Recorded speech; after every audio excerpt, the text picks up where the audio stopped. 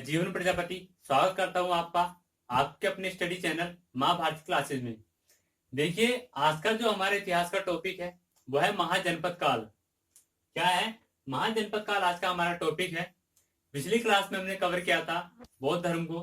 ठीक है, तो महाजनपद काल के बारे में जो है आज थोड़ी सी जानकारी लेंगे। पूरा महाजनपद काल हम आज के टॉपिक में कवर करेंगे।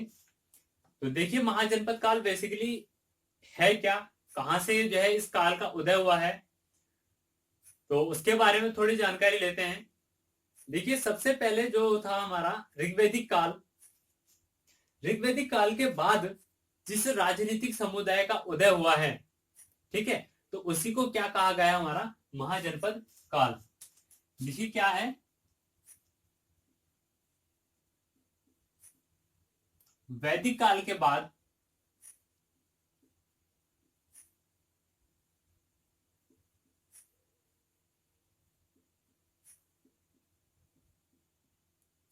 वैदिक काल के बाद जिस राजनीतिक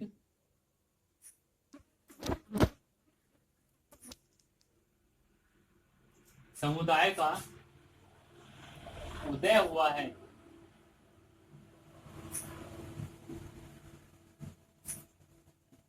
उसे ही महाजनपद काल कहा गया है। महाजनपद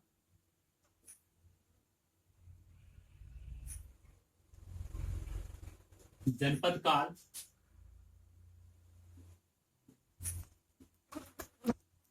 कहा गया है। ठीक है, तो देखिए, जो हमारे वैदिक लोग, जब हमारी वैदिक सभ्यता थी, वैदिक सभ्यता का धीरे धीरे क्या होता है, पतन होता है। उसके बाद क्या, जो उसके बाद का जो काल आता है, वैदिक सभ्यता का तो पतन हो जाता है, उसके बाद जो हमारा काल चलता है वो चलता है हमारा महाजनपद काल। ठीक है, तो देखिए, इसके बारे में कहा गया है कि जो महाजनपद काल की शुरुआत हुई थी हमारी वैदिक काल के बाद से हुई थी। देखिए, इसकी शुरुआत किस तरीके से हुई थी वो भी हम थोड़ा जान लेते हैं।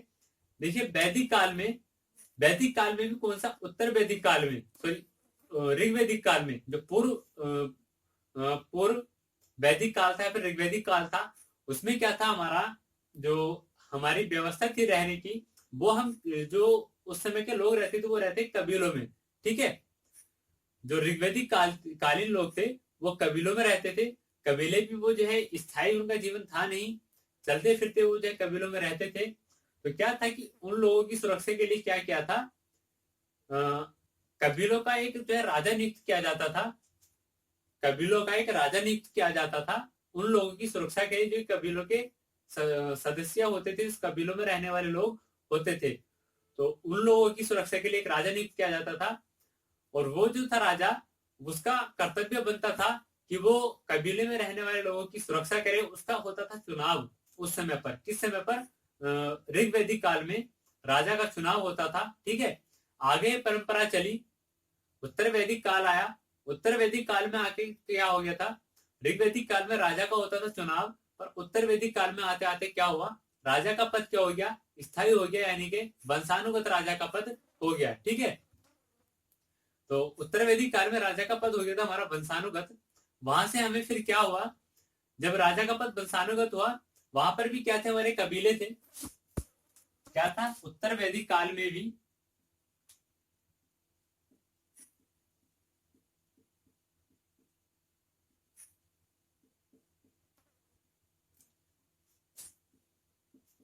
उत्तर वैदिक काल में भी लोग कहाँ रहते थे, कबीलों में।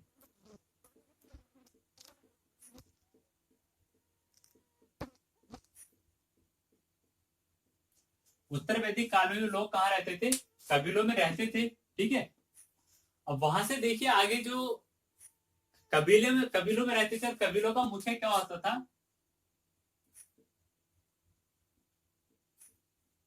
कबीलों का मुखिया कहलाता था क्या, राजा। कबीलों के मुखिया को हम लोग कहते थे राजा। तो देखिए, ऋग्वैदिक काल में राजा का जो पद था उसका होता था चुनाव, पर उत्तर वैदिक काल में ये पद क्या हो गया था हमारा, ये राजा का पद हो गया था वंशानुगत। वंशानुगत हमारा राजा का पद हो गया था कब? उत्तर वैदिक काल में। ठीक है, अब यहां से देखिए जो क्या थे कबीले, कबीला हमारी क्या थी? सबसे छोटी इकाई थी उस समय। एक तरीके से जो राजनीतिक या फिर जो पारिवारिक दृष्टि से हम देखें, राजनीतिक दृष्टि से देखें, तो जो व्यक्तियों को रहने की जो इकाई थी, सबसे छोटी इकाई क्या थी? हमारी कबीला।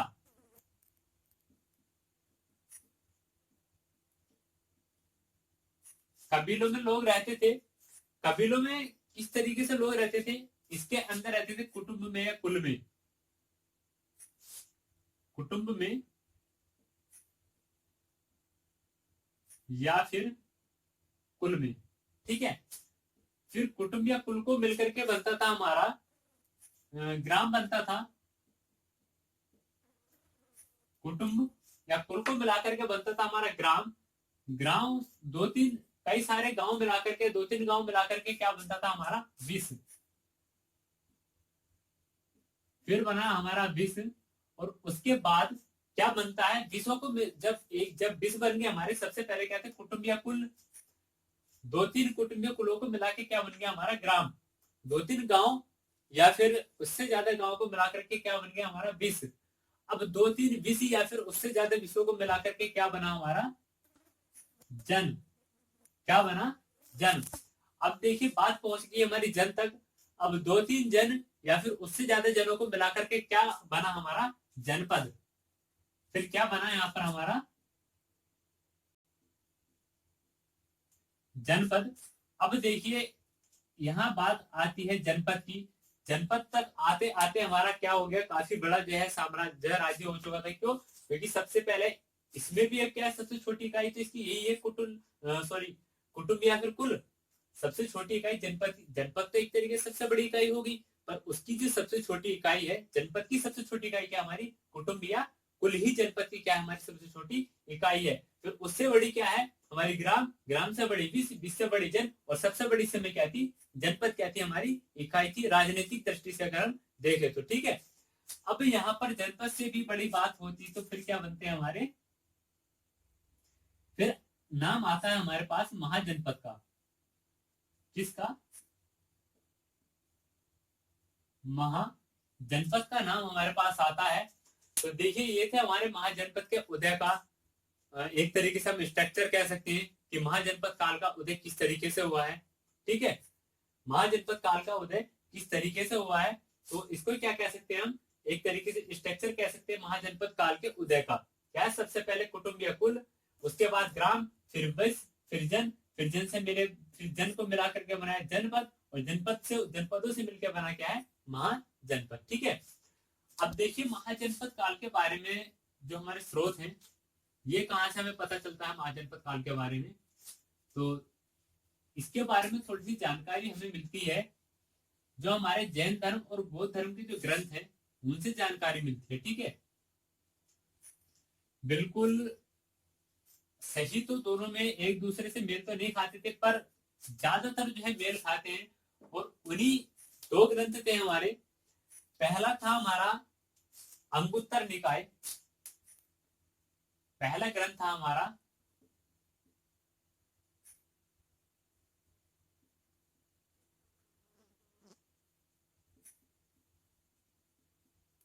अंगुत्तर निकाय। पहला ग्रंथ था हमारा अंगुत्तर निकाय। ठीक है, ये था हमारा बौद्ध धर्म का ग्रंथ।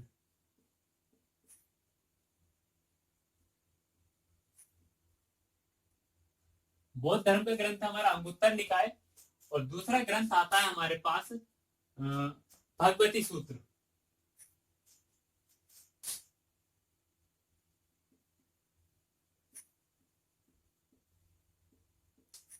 दूसरा ग्रंथ क्या था हमारे पास? भगवती सूत्र। ये था हमारा जैन धर्म का।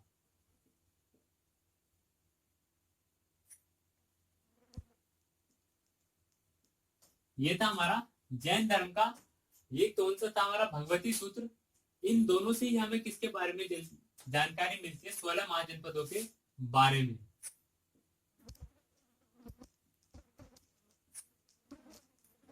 16 महाजनपदों के बारे में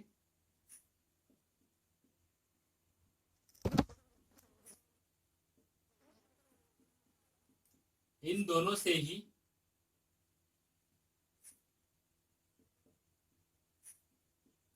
जानकारी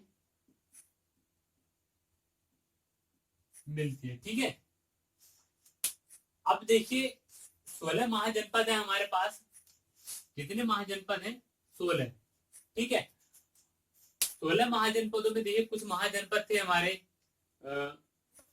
भारत के, कुछ महाजनपद भारत से बाहर के थे। ठीक है, तो जो भारत से बाहर के महाजनपद थे उनमें एक आता हमारा गांधार और एक आता हमारा कंबोज। जो हमारे सबसे लास्ट के दो हमारे महाजनपद हैं गांधार और कंबोज, यानी कि जो मैं यहाँ पे भी आपको करवाऊंगा, जो महाजनपद में अभी आपको यहाँ पर लिखवाने वाला हूँ, उनमें जो 15 और 16 नंबर के जो महाजनपद है वो थे हमारे भारत से बाहर के गांधार और कंबोज। ठीक है, और जो बाकी के महाजनपद थे वो सारे कहाँ के थे? हमारे भारत के ही क्षेत्र के थे। ठीक है, तो देखिए इनमें जो सबसे शक्तिशाली महाजनपद था, सबसे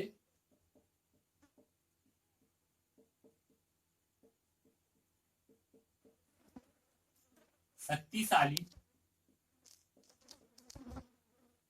महाजनपद था वो कौन सा था हमारा? देखिए सबसे शक्तिशाली महाजनपद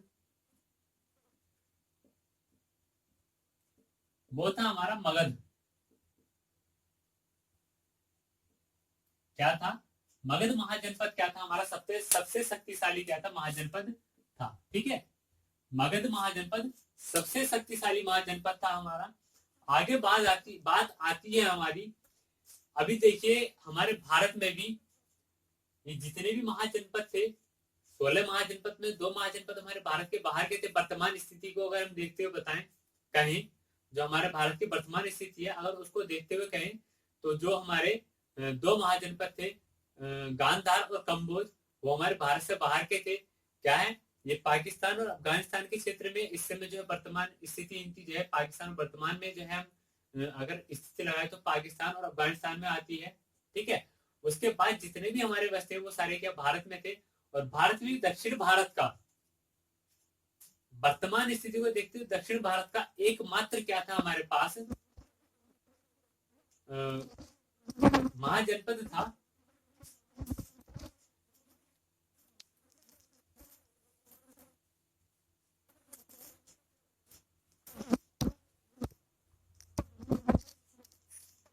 देखिए ये क्या था? सबसे शक्तिशाली महाजनपद कौन सा था हमारा? मगध था। ठीक है, और बाकी के जो 16 महाजनपद हमारे पास थे, कुल कितने? 16 महाजनपद हमारे पास थे कुल। इनमें से 2 महाजनपद हो गए हमारे भारत से बाहर के वर्तमान स्थिति को देखते हुए, वो कहाँ के थे? हमारे पाकिस्तान और अफगानिस्तान के क्षेत्र में आते हैं वर्तमान स्थिति में। ठीक है, उसके अलावा सबसे शक्तिशाली महाजनपद हमारा हो गया मगध। अब एक महाजनपद हमारे पास ऐसा था जो वर्तमान स्थिति को देखते हुए अगर हम भारत की बोले तो दक्षिण भारत से वर्तमान स्थिति के अनुसार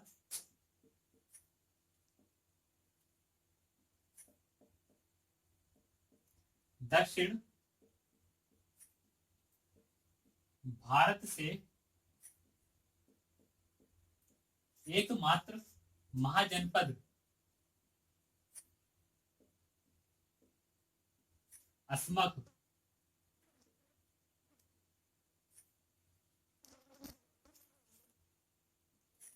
का वर्णन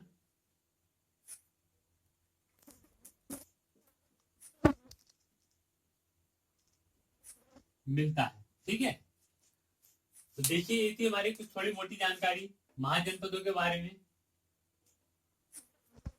अब देखिए हम पढ़ते हैं अपने जो 16 महाजनपद है, 16 के 16 महाजनपदों के बारे में। ठीक है, तो देखिए साथियों, हमारा जो पहला महाजनपद है वो कौन सा है? अंग। पहला महाजनपद कौन सा है हमारा? अंग, और उसकी राजधानी क्या है? चंपा। ठीक है, तो पहले महाजनपद की राजधानी क्या हो गई है? चंपा। और ये क्या है हमारा? ब्रह्मगुप्त इसका क्या है? राजा है। ठीक है, पहले महाजनपद फिर राजधानी फिर राजा, उसके बाद के जो वर्तमान स्थिति है इस समय पर वो उसके बारे में मुझे बताएंगे कि जो पहला उस समय पे जो है जो राजा था, ये उस समय पे जो महाजनपद था वो वर्तमान में किस राज्य में है। ठीक है, तो देखिए पहला क्या है हमारे पास, अंग है। अंग की राजधानी क्या है, चंपा। और वहां का जो राजा था, चंपा का जो राजा था वो था कौन, ब्रह्मगुप्त। ठीक है, चंपा का राजा था ब्रह्मगुप्त। और इसका जो क्षेत्र आता था इसके अंडर में, जो वर्तमान अगर हम स्थिति की बात करें, वर्तमान क्षेत्र की बात करें, तो जो पूर्वी बिहार है वो, और जो पश्चिम बंगाल है, वो सारे क्षेत्र किसके अंडर में आता था, हमारा अंग के ही, अंग महाजनपद के क्षेत्र में आता था। ठीक है, वहां का राजा था हमारा ब्रह्मगुप्त। अब देखिए दूसरी की बात करते हैं। दूसरा जो महाजनपद था हमारा वो था मगध। ठीक है, दूसरा महाजनपद क्या था, मगध। यही महाजनपद क्या था हमारा, सबसे शक्तिशाली महाजनपद के रूप में उभर के आता है। ठीक है, तो मगध की जो राजधानी थी वो क्या थी, हमारी राजगृह मगध की राजधानी थी। यहाँ के जो राजा थे, राजा तो यहाँ पर काफी सारे हुए हैं, पर जो ज्यादा प्रतापी राजा हुए हैं वो थे हमारे दो। पहला राजा था हमारा बिंबिसार, और उसके बाद नाम आता है हमारे पास अजात शत्रु का। ठीक है, तो क्या है, पहला राजा हमारा बिंबिसार है और दूसरा है हमारा अजात शत्रु। ठीक है, तो दूसरा जो हमारा महाजनपद था वो था मगध। और मगध की राजधानी क्या थी, राजगृह। राजा कौन थे, बिंबिसार व अजात शत्रु। और जो इसके मगध के क्षेत्र में आता था, वर्तमान वर्तमान जो क्षेत्र है इसका वो क्या है, बिहार। सारा बिहार तो नहीं कह सकते क्योंकि कुछ बिहार, हमारा पूर्वी बिहार कहाँ चला गया, अंग में चला गया। फिर अभी हमारा कुछ बिहार का हिस्सा कहाँ है, कुछ बिहार का हिस्सा कहाँ आएगा, हमारा बज्जी संघ में आएगा। ठीक है, तो इसलिए बिंबिसार व अजातशत्रु कैसे यहाँ के राजा थे। और बिहार क्या है, बिहार का क्षेत्र ही जो वर्तमान बिहार है वो भी वो किसके अंडर में आता था, हमारा मगध के। अगला आता है हमारे पास बज्जी संघ। जो तीसरा है, तीसरा आता है हमारे पास बज्जी संघ, जिसकी जो राजधानी थी वो थी क्या, वैशाली। बज्जी संघ की राजधानी थी वैशाली। इसका कोई भी राजा नहीं था, बज्जी संघ का कोई भी राजा नहीं था। क्यों, क्योंकि ये हमारा 8 गणराज्यों से मिलके बना था। कितने गणराज्यों से मिलकर बना था, ये 8 गणराज्यों का संघ था बज्जी संघ। इसीलिए इसका नाम क्या रखा गया था, बज्जी संघ, क्योंकि 8 गणराज्यों का क्या था, संघ था, यानी कि 8 गणराज्यों का एक समूह था। ठीक है, इसके अंडर में जो क्षेत्र आता था वो आता था पूर्वी यूपी व बिहार। पूर्वी यूपी में बिहार का क्षेत्र कहां पर आता था, जो वर्तमान में पूर्वी यूपी और बिहार का जो क्षेत्र है वो उस समय पर कहां पर आता था, वो आता था हमारा बज्जी संघ के अंडर में। ठीक है, अब देखिए अगला देखते हैं। अगला है हमारे पास काशी। अगला है हमारे पास काशी। चौथा हमारा महाजनपद है।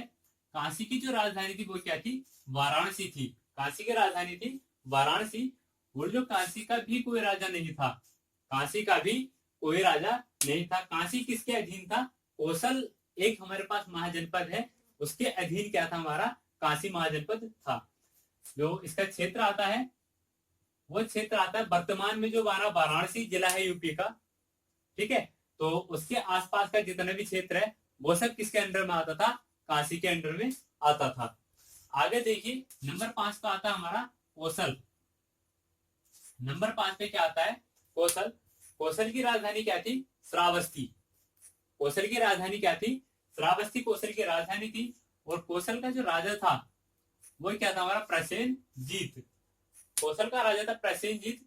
और जो हमारा काशी है, काशी भी किसके अधीन था, कौशल के अधीन था। यानी कि कौशल का भी राजा भी एक तरीके से क्या कह सकते हैं, प्रसेनजीत को ही कौशल का राजा भी, सॉरी काशी का राजा भी हम कह सकते हैं। ठीक है, ठीक, कौशल का राजा तो प्रसेनजीत ही है, परंतु काशी का राजा भी प्रसेनजीत ही होगा। क्यों, क्योंकि कौशल काशी किसके अधीन है, कौशल के अधीन आता है।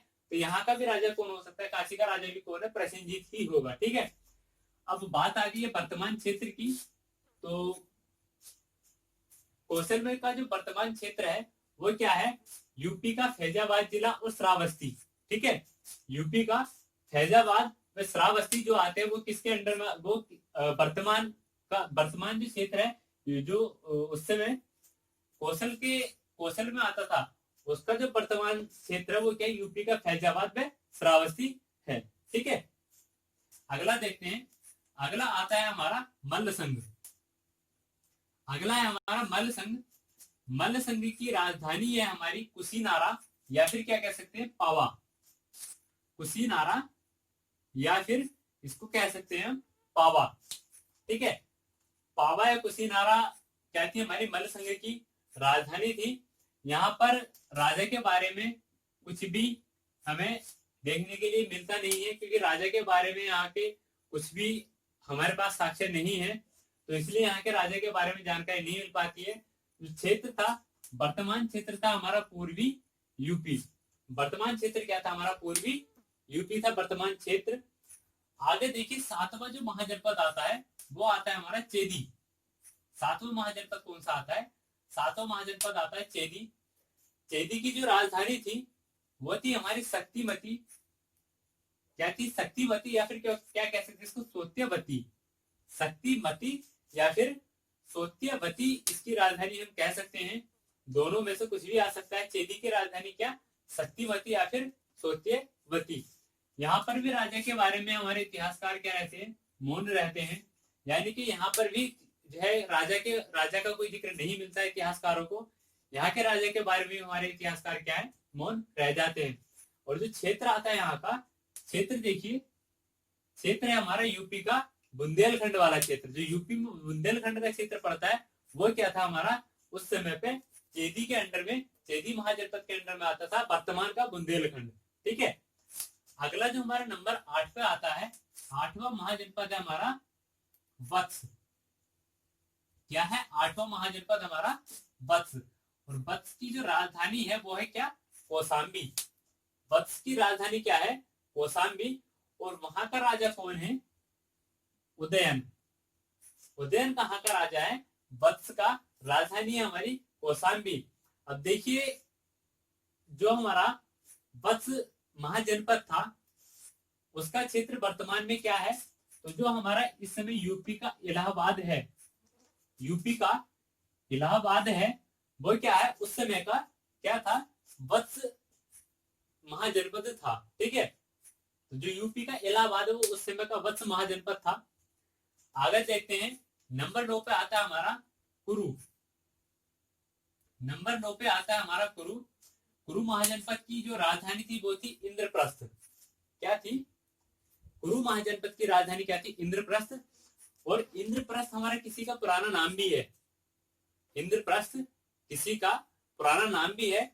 तो दिल्ली को हम क्या कहते थे, पहले इंद्रप्रस्थ कहते थे। दिल्ली का पुराना नाम क्या है, इंद्रप्रस्थ ही है दिल्ली का पुराना नाम। देखिए, यहाँ पर भी राजा के बारे में हमारे इतिहासकार मौन रहते हैं, क्योंकि राजा के बारे में हमें यहाँ पर कोई साक्ष्य नहीं मिल पाते हैं। ठीक, क्षेत्र जो मिलता है हमें, क्षेत्र क्या है हमारा, दिल्ली, मेरठ व हरियाणा का जो क्षेत्र है वो किस में आता है हमारा, कुरु महाजनपद में आता है। कुरु महाजनपद में दिल्ली, मेरठ व हरियाणा, वर्तमान में जो वर्तमान में दिल्ली, मेरठ व हरियाणा है वो उस समय कहां पर आते थे, हमारे कुरु क्षेत्र में, सॉरी कुरु महाजनपद के अंतर्गत आते थे। अगला महाजनपद है हमारे पास पांचाल। जो हमारा 10वां महाजनपद है वो क्या है, पांचाल। इसकी जो राजधानी है पांचाल की वो क्या, हमारी अहिछत या कौंडिल्य।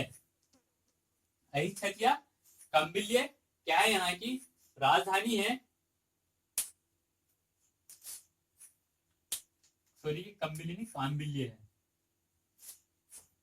अहिछत या कांबिल्य क्या है, यहाँ की राजधानी है। इतिहासकार इसके राजा के बारे में भी मौन है। क्यों, क्योंकि यहाँ पे भी राजा के जो है बारे में कोई भी हमारे पास पर्याप्त साक्ष्य नहीं मिल पाए हैं। ठीक है, तो इसलिए इतिहासकार किसके, पांचाल जो हमारा महाजनपद था उसके राजा के बारे में भी मौन है। यहाँ पे जो क्षेत्र देखा जाता है इसका वर्तमान क्षेत्र, पांचाल का जो हमारा वर्तमान में क्षेत्र पड़ता है वो पड़ता है हमारा रुहेलखंड। क्या पड़ता है, रुहेलखंड। रुहेलखंड यानी कि जो हमारा बरेली के आसपास का क्षेत्र है, यूपी में बरेली के आसपास का क्षेत्र क्या पड़ता है हमारा, रुहेलखंड के अंतर्गत आता है। तो ये क्या थे, भी हमारे 10 महाजनपद थे। अभी देखते हैं हम अपने अगले 6 महाजनपद, देखिएगा।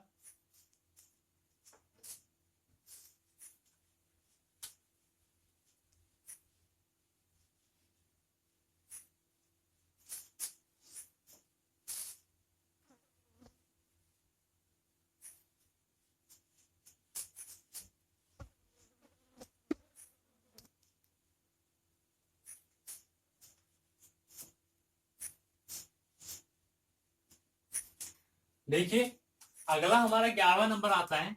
11वें नंबर पर जो महाजनपद था वो था हमारा सूरसेन। कौन सा था? सूरसेन, जिसकी राजधानी क्या थी? मथुरा थी सूरसेन की राजधानी। ठीक है। अब यहाँ पर राजा के मामले, यहाँ भी हमारे इतिहासकार क्या रहते हैं? मौन रहते हैं, क्योंकि राजा के बारे में यहाँ पे भी साक्ष्य नहीं मिल पाते, कुछ भी ऐसे साक्ष्य नहीं मिल पाते जिससे कि हमें राजा की जानकारी मिल सके। पर जो हमें वर्तमान स्थिति यहाँ की पता चलती है, उस समय पे क्या था? हमारा सूरसेन महाजनपद था, और वर्तमान में क्या कह सकते हैं? पश्चिमी यूपी जो था हमारा, उस समय पे सूरसेन महाजनपद के अंतर्गत आता था। वर्तमान का हमारा पश्चिमी यूपी उस समय पे सूरसेन महाजनपद के अंतर्गत आता था। अगला आता हमारे पास मत्स्य। अगला महाजनपद आता हमारे पास मत्स्य। मत्स्य की जो राजधानी थी वो थी विराटनगर। मत्स्य की राजधानी थी विराटनगर। राजा के बारे में यहाँ भी इतिहासकार मौन है। क्षेत्र था इसका राजस्थान। राजस्थान पूरा जो आता है हमारा किसके अंतर्गत आता है? वर्तमान का राजस्थान। और उस समय का क्या, महाजनपद समय का क्या था? हमारा मत्स्य जो महाजनपद था उसके अंतर्गत वर्तमान का पूरा राजस्थान आ जाता था। ठीक है। अगला नंबर आता है हमारा अवंती का। अगला नंबर आता है हमारा अवंती का। अवंती की राजधानी क्या थी हमारी? उज्जैनी या फिर महेशमती। उज्जैनी या फिर महेशमती क्या थी? अवंती की राजधानी थी। और वहां का राजा कौन था? राजा था वहां का चंड प्रद्योत। राजा था चंड प्रद्योत वहां का। और आगे देखिए जो क्षेत्र आता है वो आता है हमारा मध्य प्रदेश का। वर्तमान स्थिति अगर हम देखें अवंती की, तो वो क्या है? मध्य प्रदेश में हमारा वर्तमान में मध्य प्रदेश जो उस समय का क्या था? अवंती था। ठीक है। अगला आता है हमारा अस्मक। एकमात्र हमारा दक्षिण भारत का महाजनपद उस समय पे, एकमात्र उस समय के दक्षिण भारत का महाजनपद क्या है? हमारा अस्मक। अस्मक की जो राजधानी थी वो क्या थी? पोतन या फिर पोटली। पोतन या फिर पोटली वहां की राजधानी थी। राजा के बारे में यहाँ पर भी हमारे इतिहासकार मौन है। क्षेत्र आता है हमारा महाराष्ट्र व आंध्र प्रदेश का। क्षेत्र कौन सा आता है हमारा? महाराष्ट्र व आंध्र प्रदेश का क्षेत्र हमारा आता है। ठीक है। अगला देखिए, अगला आता है हमारा गांधार। अगला आता है हमारा गांधार, जिसकी की राजधानी क्या थी? तक्षशिला। गांधार की राजधानी क्या थी? तक्षशिला। राजा थे वहां के पुष्कर या फिर सरीन कह सकते हैं उनको। पुष्कर या सरीन वहां के क्या थे? राजा थे। और जो क्षेत्र आता है वर्तमान, अगर हम क्षेत्र की बात करें तो पाकिस्तान व अफगानिस्तान, पाकिस्तान व अफगानिस्तान का कुछ हिस्सा क्या है हमारा? गांधार के अंतर्गत आता था। अगला आता है हमारा नंबर 16 पे आता है कंबोज। 16वां जो हमारा महाजनपद था वो था हमारा कंबोज। कंबोज की राजधानी थी हमारी हाटक या फिर राजपुर, हम कह सकते हैं। हाटक या फिर राजपुर क्या थी? हमारी कंबोज की राजधानी थी। राजा के मामले में यहाँ पर भी हमारे इतिहासकार क्या है? मौन रहते हैं।